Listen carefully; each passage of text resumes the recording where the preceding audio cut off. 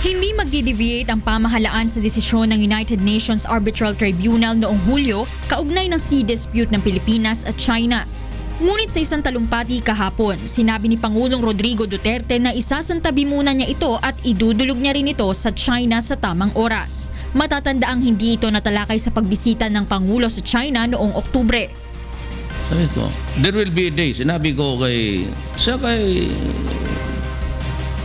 Xi Jinping, that we will have to take this up.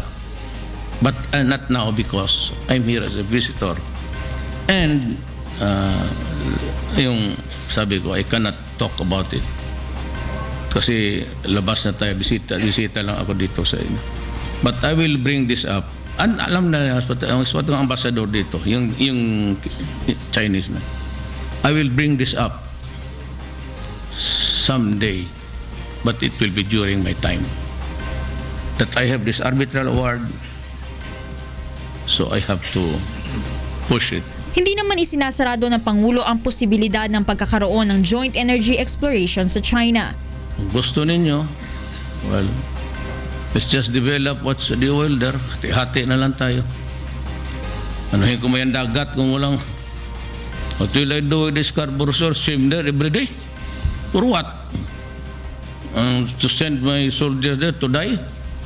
To nakalutang lahat? Smart Yusef.